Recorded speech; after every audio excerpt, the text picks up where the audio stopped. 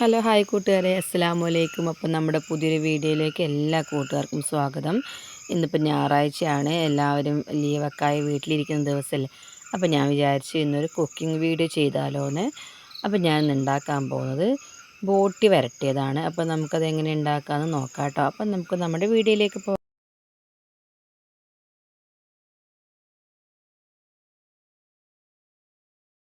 അപ്പം ഞാനിത് അവിടെ എടുത്തിട്ടുള്ളത് ഇഞ്ചി, വെളുത്തുള്ളി, ചെറിയുള്ളി, കുരുമുളക് ഇതാണ് കേട്ടോ.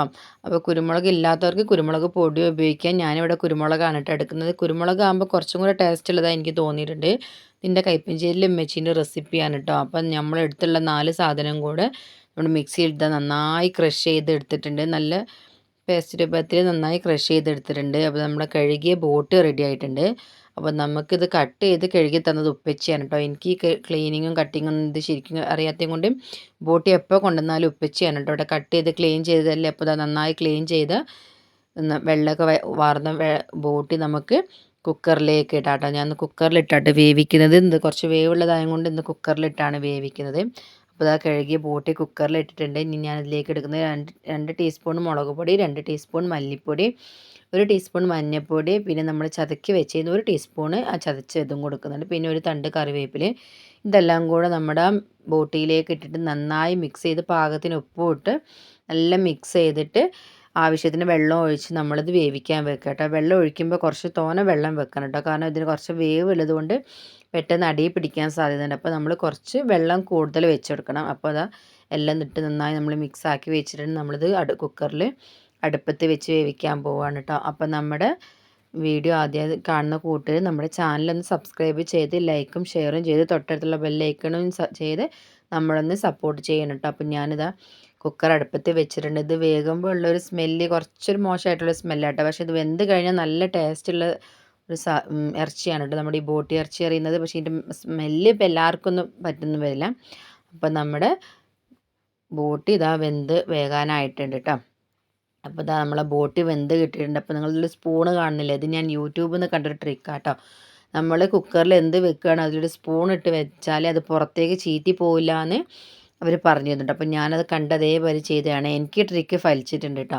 അപ്പോൾ നമ്മുടെ ബോട്ടി നല്ല വെന്ത് കുറച്ച് ഡ്രൈ ആയിട്ടായിട്ടുള്ളത്. അപ്പോൾ ഞാൻ കുറച്ച് ഗ്രേവി ആക്കാമെന്ന് കരുതി. അപ്പോൾ അതിന് ഞാൻ എടുത്തുള്ള ഒരു തക്കാളി, ഒരു വെല്ലുള്ളി, ഒരു പച്ചമുളകുമാണ്. പിന്നെ നമ്മൾ നേരത്തെ ചതച്ച് വെച്ച മിക്സ് ഇല്ലേ, അതിൻ്റെ ബാക്കിയും കൂടി ഞാൻ എടുത്തിട്ടുണ്ട് കേട്ടോ. അപ്പോൾ ഞാനൊരു ഉരുളി അടുപ്പത്ത് വെച്ചിട്ടുണ്ട്. അപ്പോൾ എണ്ണ ഒഴിച്ച് എണ്ണ ചൂടായി വരുമ്പോൾ നമ്മൾ ഈ ഉള്ളി, തക്കാളി, പച്ചമുളക് ഈ അരിഞ്ഞതും പിന്നെ അതിൻ്റെ കൂടെ തന്നെ നമ്മൾ ചതച്ച് വെച്ച മിക്സ് ഉണ്ടല്ലോ അതും കൂടെ ഇട്ടിട്ട് നന്നായി വഴറ്റിയെടുക്കണം കേട്ടോ.